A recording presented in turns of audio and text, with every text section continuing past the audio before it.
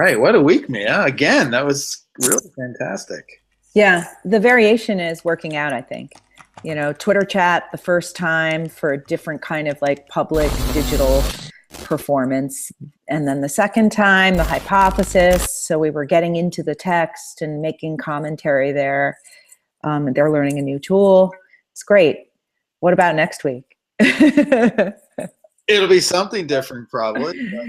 But, I think I realized when I wrote a post about it, we actually flipped, because we did the video with Leo outside of class and activity in class, and he totally hit the mark for what we hoped for by being conversational. And like my favorite moment is when he was talking about he had this line about having Twitter bots is like having art in your Twitter and then he turns around to those statues. And then you see the gallery that he's in.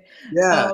Yeah, actually you stole it, because that was my favorite moment too. Just in thinking about digital, your stream and your social media and hanging art within it, which are the Twitter bots, whether they could be humorous, provocations of thought, whatever it is. I love that. But then for him to also be in that gallery space. But I also like the rooster in the background. That was good. Yeah, and our students, for being their first time in Hangouts. Yeah, they were great. I mean, besides just figuring out how to get into the Hangout, but their participation was what we could dream of. Yeah, they just asked such great, thoughtful questions, and it was perfect. It was great. And the writing on their blogs is totally exciting me. The responses in the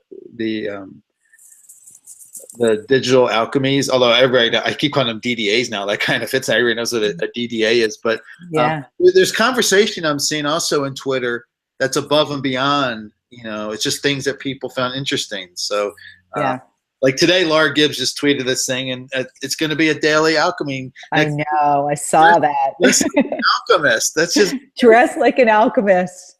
It's fantastic. Totally timely, and it's fun. Yeah. But yeah, NetProv, like I'm really excited about this because I need to learn more. I mean, I know like conceptually what it is, but in terms of practice, I'm really excited. Oh, you're a natural fit for this stuff. I'm quite sure of it. It's great. It's a sort of writing it's writing, performativity, social, all of those things. It's interesting, the weave of those qualities into one activity. So, and there's something about, I remember, when I taught DS 106, we would do live radio, and it's good to bring in someone and have like a recorded video. But when you are live, there's something about the excitement of that moment. Yeah. Where you don't know what's going to happen. The whole thing could fail. Yeah. The spontaneity, kind of, we do that a little bit with the Twitter chat. So I like the mixture of those kind of eventness type stuff that we're doing. Yeah. Yeah. You have to be on your toes, but there's nothing wrong. That's what's interesting about it. You sort of run with what you're given and then add to it in different ways. And you can get a high from that creative surge that comes with collaboration on your toes, right? And there's that the rules of improv about like, it's always yes and yeah, exactly. The thing about the it's the trust in your collaborators, and so it's kind of a dance, and it probably fails sometimes, but that's the excitement of it. Yeah, I mean, there's trust and playfulness. It's a little bit like flirting, to be honest with you, now that I think of it, right? In the best sense, with words, with personalities, with ideas. Let's see what happens.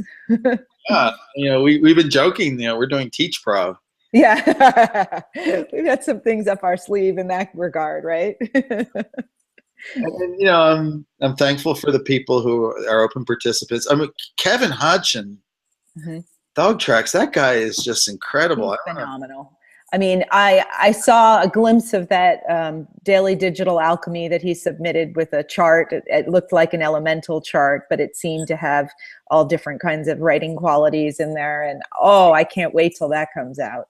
But just in general, I love his blog posts. They're always so thoughtful. And the last one that I was able to catch in the stream, because it's such a chock full of content stream. So the last blog that I caught of Kevin's that left an impression was when he was talking about scrape the Twitter bot and algorithms and algorithmic writing, and he talked about scraping, and it just caught my eye. Of course, that word is used quite often, scraping data, etc. But I just thought of it as such a violent, kind of the intonation is like sort of like and is that so what's happening in analog writing versus algorithmic writing or coding? Is there a kind of violence when we shift from one to the other? I just couldn't help but think through that, the violence in the metaphor that he was using. So anyway, sorry, I digress. No, it's okay. Long comment on just abstract thought. Come on, conversation is improv too. We don't have a script. Yeah, right, no doubt. And there was also, I think in one of the hypothesis chats, it was Kelly, I think, who had said something about like, it's almost better not to have definitive answers. Like there's a little bit of this discussion about code versus e-literature. Mm-hmm. And I love what she said, and it's more of my interpretation of it, it's more of an opportunity when some of this stuff is not defined and we get to imagine and experiment with it. Right. One of the things I found was exciting in our last few days of conversation is the idea that hypothesis could become like a subterranean portal for hypertext writing, and that we could narrativize that space in certain ways to create another story world. I love that idea. Right. And I just hope filing it. I hope there's nothing weird that happens like last week's video when we each said hypothesis and the screens went funky. This has been so odd. I don't know what to say about that, but it's like no matter what we do, we change platforms, we do all that we can to investigate these characters, and still we're getting intruded upon.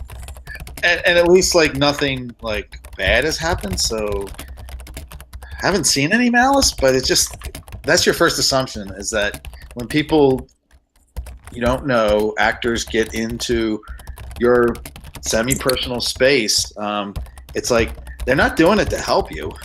Right. Well, I don't know. I mean, it's like you don't feel comfortable with someone you don't know suddenly, finding their way into a conversation. But you're absolutely right. Thus far, nothing problematic has happened. I guess we're going to have to track that and see what unfolds. I mean, but let's be on alert, Alan, because it makes me a little nervous. Yeah. It is my little. I don't have a spidey sense, but maybe sort of security radar, right? Not 100%, but it's in the high 90s, I think. Right. Yeah, no doubt. All right, so let's have some fun this week with NetProv. Yeah. Oh, no doubt about that. All right. See you Wednesday. See ya.